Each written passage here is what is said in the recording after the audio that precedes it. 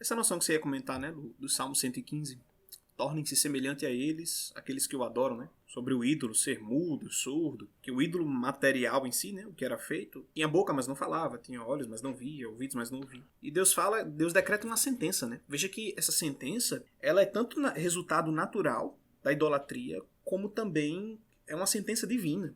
Deus diz, tornem-se semelhante a eles, aqueles que o adoram. Né? Faz parte não só do fluxo natural das coisas, mas da própria sentença que Deus coloca sobre os idólatras. Né? É uma penalidade do pecado se tornar cada vez mais pecador.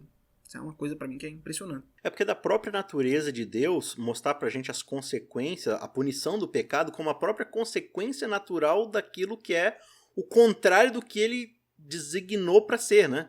Então Deus estabeleceu as leis e as regras como o universo funciona. Qual que é a punição disso?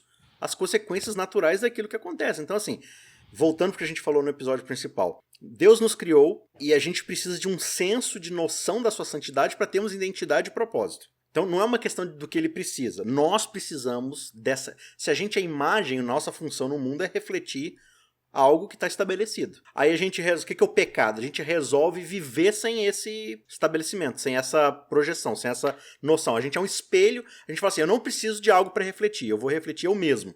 Só que o espelho não reflete ele mesmo. Aí ele começa a apontar para outros lugares para tentar refletir alguma coisa. Vou refletir a árvore, vou refletir o animal, vou refletir o sexo, vou refletir o trabalho, vou refletir um relacionamento, vou refletir o dinheiro, vou refletir qualquer coisa na tentativa de obter algum propósito, sendo que, na verdade, o que tem atrás de um espelho? Tem um negocinho negro, né? Tem uma fuligem preta ali, que, na verdade, é para você segurar ali o reflexo do sol. Assim. É só uma metáfora para entender que, tipo assim, a gente não tem propósito se a gente não reflete aquilo que nos dá esse parâmetro, né? Acho que até o Pondé, não sei se é o Pondé ou se ele cita alguém que fala isso, eu achei bem interessante. Tipo assim, o ser humano, ele foi feito para adorar, né? E quando ele não adora a Deus... O problema de não adorar a Deus é que ele começa a adorar qualquer outra bobagem. Ele começa a acreditar... Ah, não. Ele fala assim, quando você não acredita em Deus, você corre o risco de começar a acreditar em qualquer outra bobagem. Inclusive em si mesmo, né? Que eu acho que é um dos maiores problemas da idolatria, você crer em si mesmo. A maior bobagem. Eu sou a maior bobagem. Então é bem interessante esse salmo, porque assim, é até uma crítica que Israel faz às outras nações, né? Tipo, não, as outras nações adoram deuses de prata, de ouro, de pedra. Falam, não, nós adoramos o Senhor. Só que você observa a história de Israel e a gente volta naquele ponto, né? Poxa, mas Israel tá de fato adorando ao Senhor? Ou quando a gente chega, por exemplo, lá em Marcos 7, né? Que Jesus tá falando ali com os mestres fariseus, falando da tradição deles. Aí ele fala assim, bem que os profetas já diziam de vocês, né? Esse povo me honra com seus lábios, mas o coração deles está longe de mim. Em vão me adoram, né? Só que com tradições humanas. De novo, pega a tradição é algo ruim. A gente sempre fala de tradição, tradicionalismo.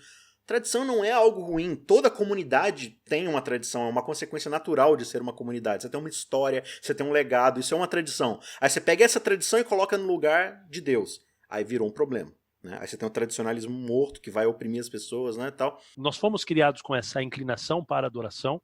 Isso, se você pegar aí qualquer documentário de antropologia, você vai ver que todas as tribos, todas as civilizações adoram. Não existe tribo que não adorava nada, né, que não acreditava em nada, não, acreditava em alguma coisa. Então a gente tem essa inclinação, e até hoje, né? Então, como o Pondé aí você citou, tudo isso é verdade. Então a gente tem que tomar cuidado e a gente tem que aprender a adorar. E a gente tem que dominar essa nossa inclinação para uma adoração desenfreada sobre coisas que não se deve adorar. Você vai ter lá em Gênesis, por exemplo, Caim e Abel, quando Deus aparece para Caim, ele vai falar, se bem fizeres, não é certo que será aceito, e se não fizeres bem, o pecado jaz à porta, e sobre ti será o seu desejo, mas sobre ele deves dominar. Então a gente tem que dominar sobre o contexto aqui é a adoração, né? Então a gente tem que dominar isso daí. Quando a gente vai para Colossenses, que eu li, Paulo ele está falando que idolatria, impureza sexual, paixão sensual, desejo dos maus, etc. Ele começa dizendo, portanto, façam morrer as coisas pecaminosas e terrenas que estão dentro de vocês. Então a gente tem que se exercitar para a gente não correr o risco de ser idólatra, imaginando que não somos. Então, essa é uma questão. Agora, como que a gente faz isso? Agora eu quero entrar nesse Salmo 115 aí. A gente é aquilo que a gente adora, né? Agora, como que a gente pode adorar a Deus de verdade? Né? Porque a gente viu que Caim, querendo adorar a Deus, já não estava conseguindo. O povo de Israel, querendo adorar a Deus, não estava conseguindo.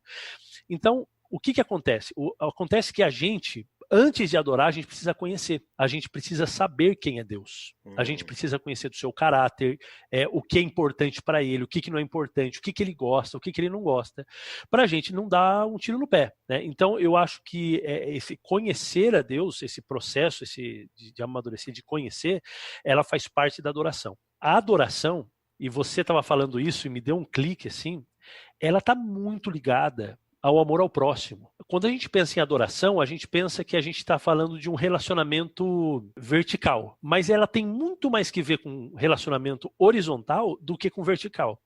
Então você vai lá, o profeta Isaías, qual que era o problema? O problema é que o povo, eles estavam levando, adorando, fazendo tudo bonitinho, mas não amavam o próximo, não cuidava da viúva, não cuidava do órfão, tá todo mundo lá danado, Você tem Caim e Abel, de novo, ele estava lá adorando, querendo fazer o corretinho, mas na hora que deu errado o negócio, ele vai lá e mata o irmão dele. Então você vê que o coração dele não estava adorando a Deus de verdade. E o próprio Jesus, ele fala, olha, se você está com a sua oferta diante do altar, e você se lembra que alguém tem alguma coisa contra você, você deixa a sua oferta aí, você vai se reconciliar com o seu irmão e depois volta. Ou seja, o que é mais importante? O formalismo, a tradição, o amor ao próximo? Então, às vezes a gente pensa que a adoração é um negócio muito vertical, né? Ela não tem que ver com o próximo, tem que ver comigo e Deus, né? Adoração. Não é, né? Deus, não é assim que pelo menos que Deus vê. Então, a gente tem que conhecer esse Deus pra gente não estar, às vezes, pensando, né, que estamos fazendo tudo bonitinho, tudo correto e, nossa, como somos perfeitos, né? Igual os fariseus, mas, na verdade, a gente tá bem fora. Agora, você falou aí de Caim e Abel, e um ponto que vale ressaltar é que a gente enxerga esse episódio de trás pra frente. Qual que é a nossa percepção? Caim queria adorar a Deus, só que ele errou no sacrifício. E aí Deus ficou irado com ele ficou insatisfeito e foi lá e descontou em Abel. É assim que a gente entende a história, né? Só que não é isso que acontece. Quando Caim chega e oferece o seu sacrifício, fala assim no verso 4. Abel, por sua vez, trouxe das primícias do seu rebanho e da gordura deste. Agradou-se o Senhor de Abel e de sua oferta. Verso 5. Ao passo que de Caim e de sua oferta não se agradou. E aí irou-se, pois, Caim e tal. E aí começa aquela discussão com Deus. Então, assim, primeiro Deus rejeita Caim e em seguida a sua oferta. Porque, na verdade, assim, não é que Caim veio e trouxe o que era errado e por causa disso Deus ficou, né, desgostoso com ele. Caim traz o errado porque ele já vem com o coração errado. Ele já vem com uma postura inadequada diante de Deus. Ele não vem para adorar a Deus. Ele já vem com algo no coração que tá obscurecendo, que é o que Deus vai discutir com ele depois, né? Tem algo no teu coração aí que tá querendo te dominar. E você já veio para adoração com isso, né? No povo de Israel, Deus aceitava frutas, verduras e todo esse negócio. Então, tipo assim, o lance nem era tanto. A gente se apega muito a isso, né? Tá vendo? Ele levou de maneira errada, né? E a gente fala assim, não pode tocar bateria na igreja, porque Deus não aceita a sua oferta, né? Então, mas não é. O problema é o coração dessas pessoas, né? Igual eu li lá em Não que Ezequiel. não tenha essa discussão ali e tal, de se era certo ou se não, mas o ponto é, ele não leva o que é errado como consequência. Na verdade, é a causa. Ele leva o que é errado porque o coração dele está longe de Deus. Então, a nossa adoração reflete exatamente o nosso coração. E é isso que você vê, né, ali na prática.